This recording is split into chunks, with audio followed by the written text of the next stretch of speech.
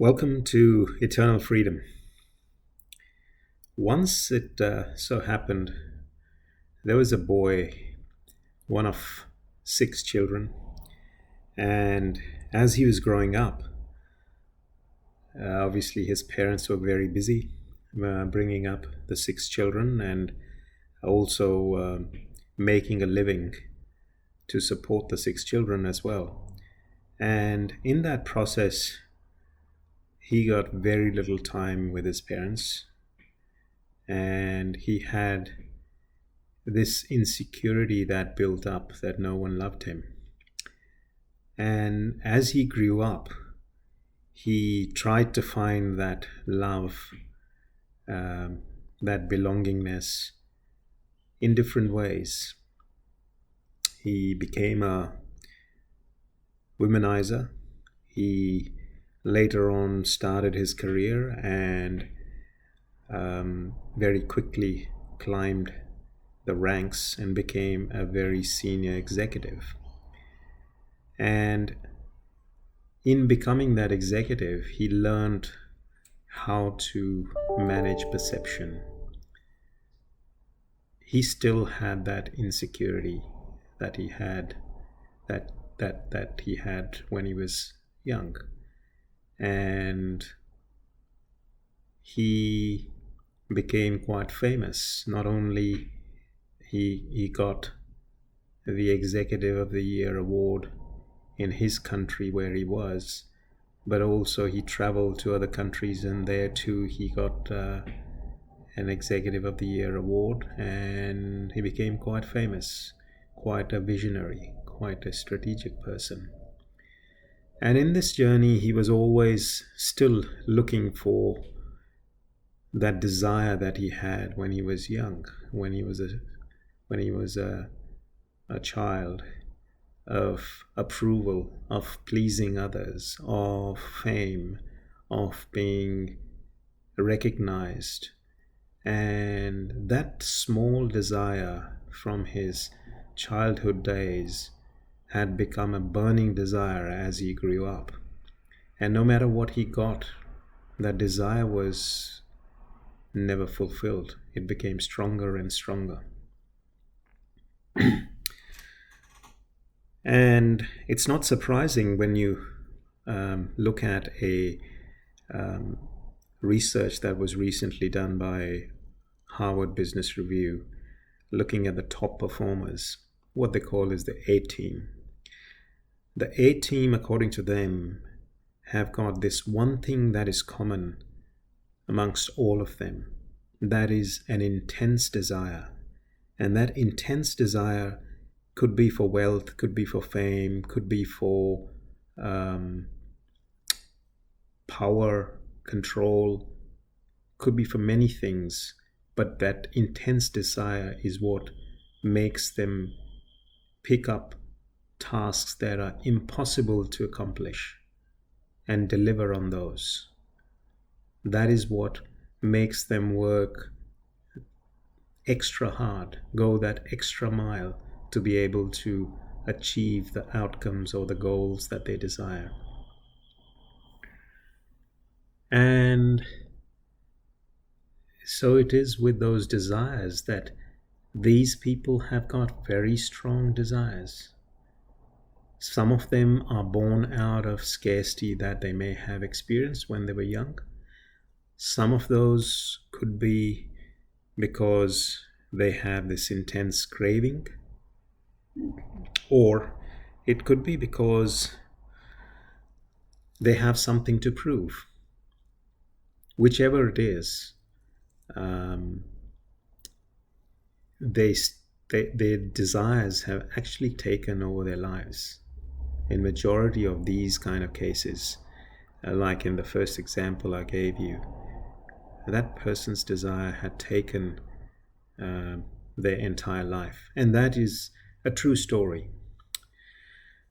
So today we're going to talk about desires and explore them.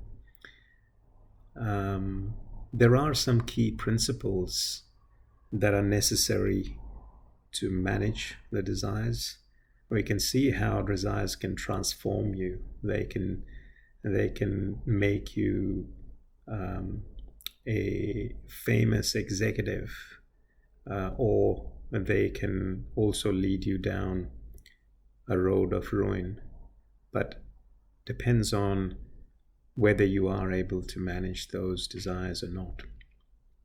In most cases, the desires have taken over the person's life. So the key thing to understand about desires, so the first principle, I suppose, is desires are necessary. They are necessary for survival. If you don't have a desire to eat, to sleep, or to drink water, then you won't survive. Desires are also the reason that you exist. You, when I say you, the person, the egoic body-mind structure exists because there are some inherent desires that this body has taken birth for. And we talk about the causal body. The causal body is basically a collection of desires that need to be fulfilled. And it's got a set of desires that need to be fulfilled in this birth, and that is why the person exists, and to fulfill those desires. But in that process of fulfilling those desires, the person also starts collecting more desires, and that then goes into the backlog of desires which need to be fulfilled. But the first principle is that desires are necessary, and we can't get rid of the desires. Desires can be fulfilled if you have the means, but what happens if you don't have the means? If you don't have the means, then there are a few ways that you can manage the desires. So one may be to use logic to argue that that desire is not necessary, not required, but that doesn't often work. But the other way would be to use your dreams to fulfill your desires. This sounds quite complex, but those people who have developed awareness during their dream state, they can use their dreams to fulfill the desires, and in that state there are no consequences. Unlike in the waking state, when you are trying to fulfill a desire, and that desire may have some consequences and build up some karma. So you need to be aware of that. The other principle here is suppression of desires. A desire suppressed can take over your life, as you've seen in the example or the story we talked through at the beginning. So it is really important that you don't suppress any desires. It is kind of similar to imagine you got a river that is flowing and you block the river, and when you block the river, what happens? A huge reservoir, a huge dam gets created, and the force of the river, of the water, is then such that that water that then leaves the reservoir is able to transmute or transform into a potentially thousands of watts of megawatts of electricity. And so it is with a desire as well. When it is suppressed, it builds up. It builds up to an extent that it takes over a person's life. This can happen with desires of any type.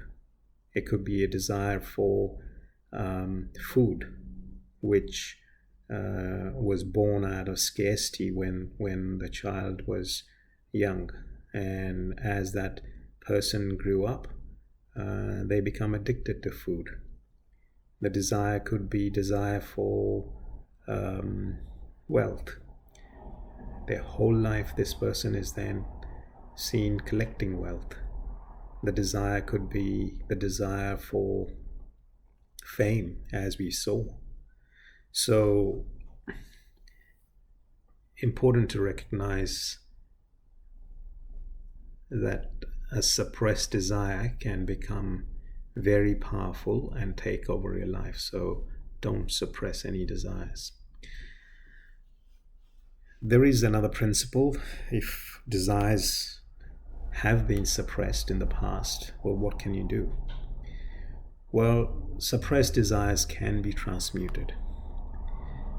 This can happen a lot in the case of, for instance, someone has a huge sex drive, or a desire for sex, or a desire for power.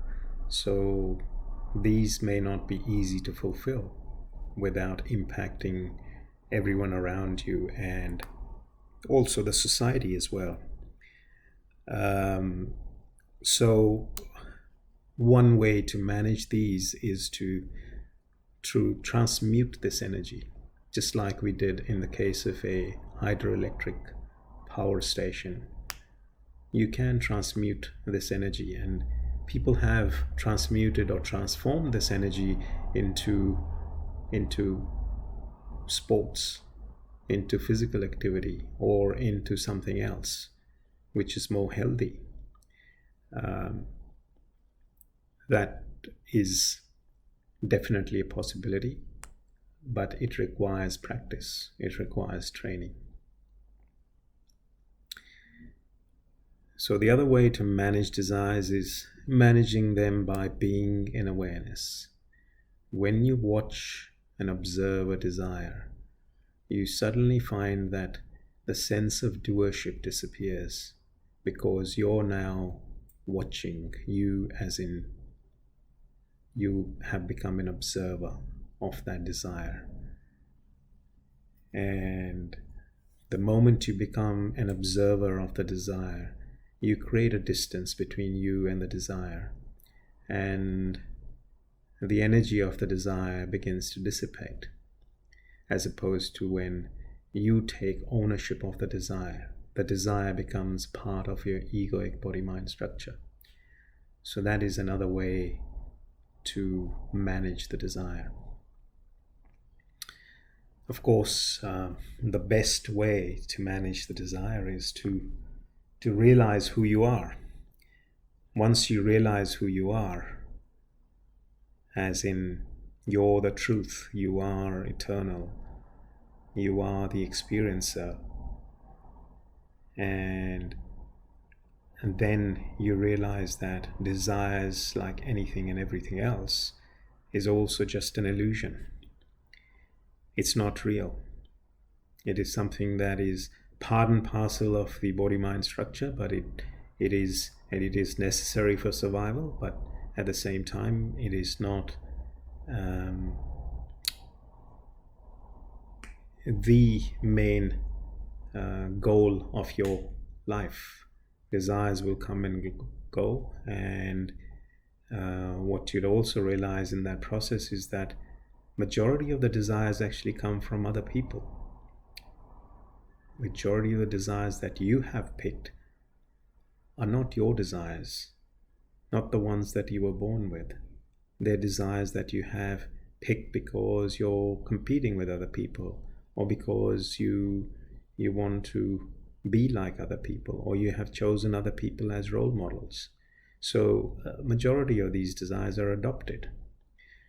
So in order to manage these kind of desires, you need discrimination. You need discernment of what is yours, what is others, and what desires are are relevant for you and which ones are unnecessary. But knowing the self or realizing the self, you then look at everything, all the desires, as an illusion, as just play. And so you don't get bound by the desires. You again, that creates this sense of freedom from doership. And when that happens, you are free from desires. You, as in your body mind structure itself, is free from desires. You know that internally, as a self, the self is always free from desires. Self doesn't have any desires. It's just the body mind structure. But when the body mind structure realizes its true essence, which is the self, which is unchanging, eternal, and birthless and timeless, then it realizes that the desires are not their own. And when that doership disappears with the desires, the ownership disappears as well. And when that disappears, or the desire is just seen something passing. So that is about the desires, just another aspect of illusion. Thank you for listening.